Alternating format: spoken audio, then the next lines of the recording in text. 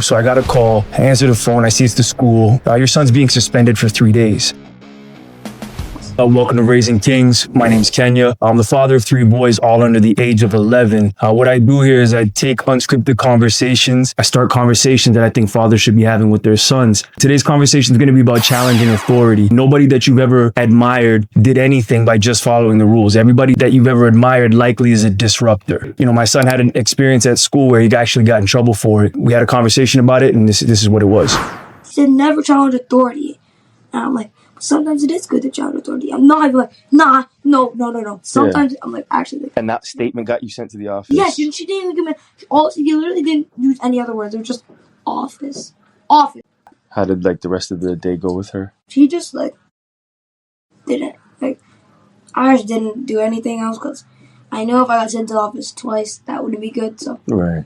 I didn't challenge anything. I didn't say anything else. What I find is there's a lot of authoritative people who don't have the capacity to be leaders. Therefore, every challenge feels like an attack to their ego, or it's just threatening to them. An instance that my son had, he was at school, he got in trouble. So I got a call, I answer the phone, I see it's the school. Your son's being suspended for 3 days. I said, listen, I'm going to come down there. I'll come pick him up and, we'll have a talk. So I go down to the school, I go inside, I sit down and I said, okay, yeah, give me the story. She said, I have a third party witness, unbiased in her opinion. And they said, this is what happened. The kids were in gym class. They were playing dodgeball or whatever. And Kenneth and a girl had a confrontation. So she said the girl pushed him. He was like, hey, don't put your hands on me. So she pushed him again. And he said, if you push me again, I'm going to punch you in the face. So she did it again. So he punched her in the face. So I said, okay, so she pushed him 3 times before he hit her. She said, well, yeah, that's not the point. We have a zero violence policy for violence here. I said, I understand, but she did push him 3 times. So she says to me, well, my husband, he's a big guy. He's never hit anybody in his life. And I said, okay, well, that's fine.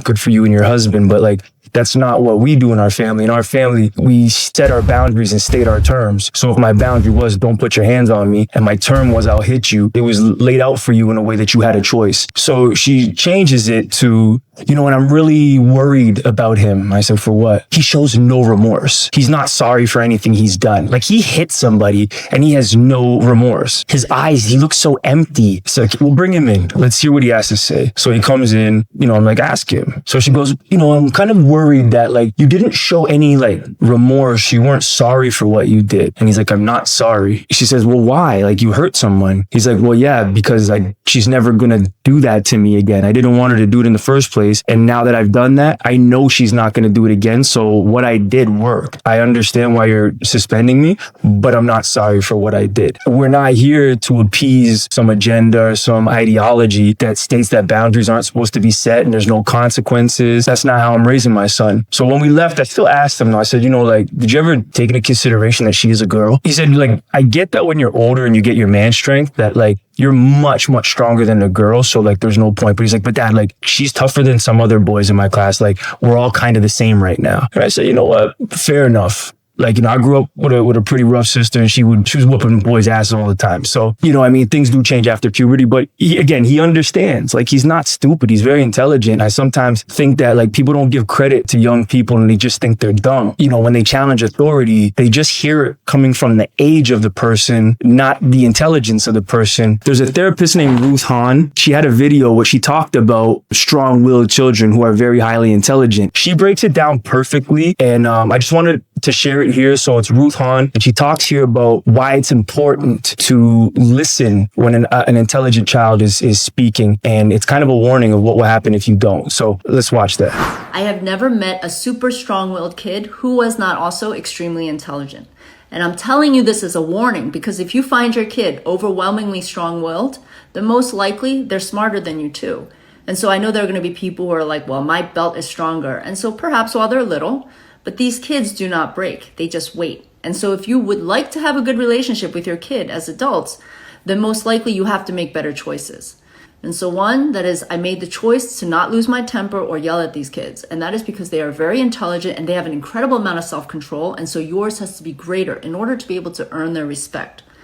Number 2 is I made sure I had a lot of time to have conversations with them, because since you're not just yelling at them, you have to be able to talk, listen, lecture, convince, teach. You have to have the time to be able to have these long conversations. And the last is you have to be so careful with your word choice. And that is because these kids do not forget anything you say.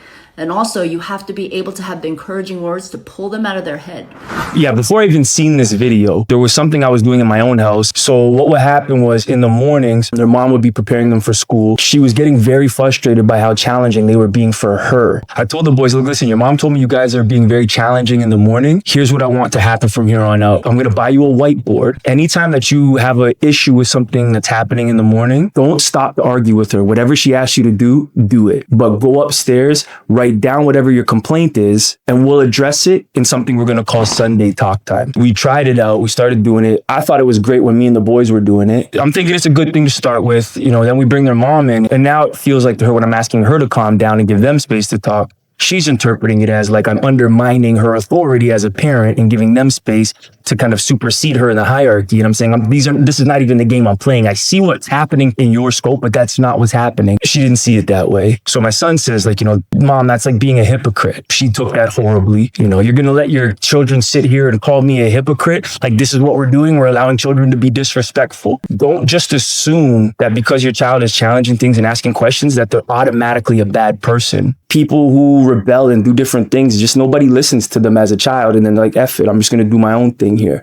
And they experiment with all types of things in rebelliousness to the control someone's trying to establish over them. And I feel like that's another thing too. Some authoritative parents swear that having a conversation is as if they're asking permission from their children. It's like you're not asking for anything. You're just involving somebody in a conversation so that they feel understood or heard. Or maybe even you can understand where they're coming from to make different decisions. But when you establish that authoritative presence, that's all that matters to you, then that's how it feels. What this really boils down to is what I'm saying is we want to build people who have strong wills, who challenge authority because they help the world. They're brave enough. We do want to have brave people. Don't try to lead with an iron fist. Somebody told me one time, an iron fist with a velvet glove. It's like have the strength inside, but have the softness to let somebody else have some space to be heard. And I do follow that. So this is what I hope this thing can do is to help us, just build stronger men. If you guys want access to more content that I don't share on the channel here, go to www.raisingkingslife.com and join the legacy list. If you want to get in touch with me directly,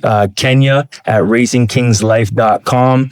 Share your stories with me. Like I said, I'll add things here. We'll talk about things that you guys talk about. If we want to make this world a better place, we got to keep raising kings.